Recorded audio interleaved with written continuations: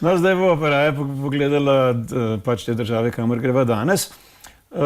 Nazadnje sem bil lansko leto tam, predtem pa še eno leto prej, po zimi, oziroma novembra, no tako nekaj, kar fajn čas, da greš dol. Takrat smo si sposodili v Južni Afriki en kombi, ki smo ga peljali potem po celi poti skozi 4 države. To je tudi ni tako enostavno, kot si človek misli, pa ne bo zdaj o tem težila. Naslednjič smo bili pa lansko leto, takrat sem bil pa gospod turistični vodnik in sem se imel kot lord. Je pa treba povedati takoj, da takrat, ko smo šli sami, bilo nas je poln kombi za 10 oseb, Toyota, smo plačali vsak približno jurja 700-800 nekje. Lani so pa moji gosti plačali kar lepo 3 jurje za en teden. Ja? Aha, ampak so se pa imeli. Poln penzion. Nema šta, nema. Vsak dan si v Broki, Nobel hoteli, Nobel lodge v Etoši, v Narodnem parku in vse, kar zraven spada. Imenitni domačini v livrejah so nam stregli kose mesa od antilope, krokodila in ne vem česa vsega še. Skratka, na nivoju. Pa se bolj splača to. Ja, odvisno kaj hočeš. Bolj zanimive zgodbe so, če greš bolj na trdo. Ampak imenitno se pa imaš, če si turist, seveda. A bo zdajle pogledala kakšen video posnetek? Dajva pogledat. Imamo že pripravljen režija? No, pa med tem, no, pogled, tole je zdaj tista pot, o kateri govoriva. Tole je zdaj južni del Afrike. Torej je Južna Afrika, Namibija levo, potem je Zimbabve, tam tista zelena država, Botswana je roza na tele sliki, po tele poti bo šla. Pa še tam zgoraj desno si mogoče opazil eno zanimivo geografsko značilnost, ki jo bova kasneje omenila. Zdajle bo prav, kar smo prileteli. Leteli smo s Turki, ki so bili kar poceni tukaj. Pristali smo najprej v Cape Townu in tole tukaj je naš hostel ene vrste. Samo delaš ga imam posnetega, tako da tega zdaj ti še nisi opazil, ampak debele mreže na vsakem oknu in poleg tega še rešetka iz debelih palic. Na vrtu pa 4 metre visoka ograja, skratka že vejo, kaj počnejo. Mi se pa peljemo zdajle z metrojem. Tukaj smo se peljali parkrat, ker pač to je bila še najhitrejša povezava z mestom. Edini belci, jasno, delaš naokrog, pa smo rekli, da najbrž je to slučajno. Potem je pa kakšen fajn Schalthebel. Spet lepa slovenska beseda.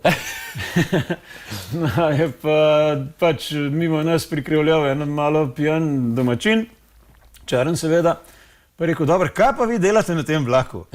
Kaj ima beli ljudje za delati na tem vlaku? Pač tam apartheida že dolgo ni več, ampak še vedno se ve, ker vozila so za belce, katere so za črnce in primestni vlaki prav gotovo niso za belce, ker imaš pač vsi avtomobile. Tako da mi smo bili tam totalna rariteta.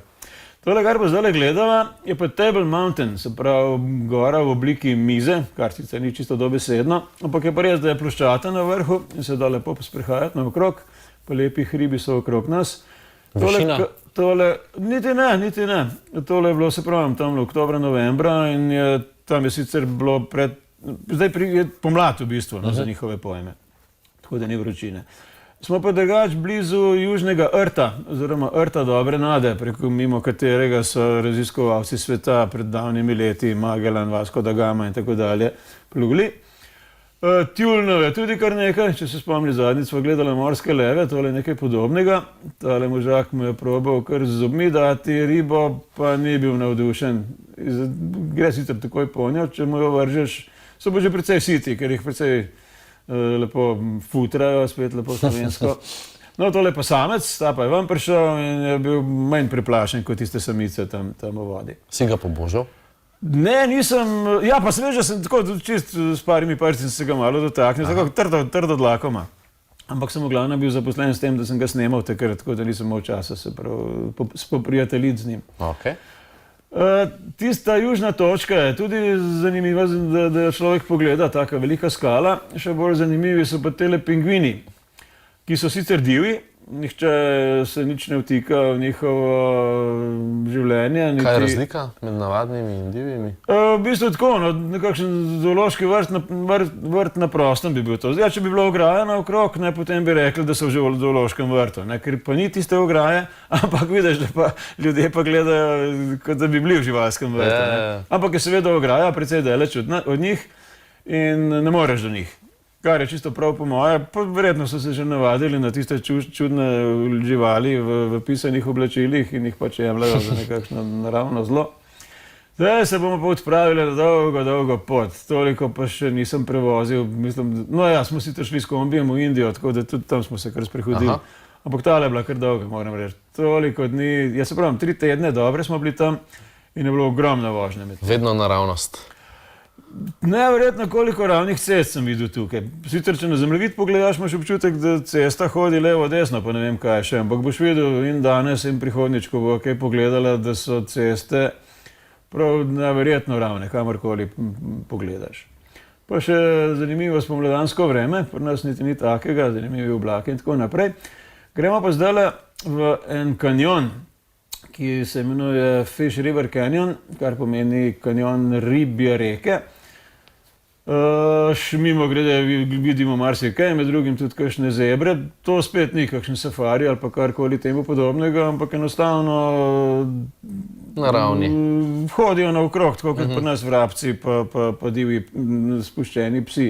Veter piha, kot si pravkar opazil, krepko. Ta kanjon je pa na Fish River.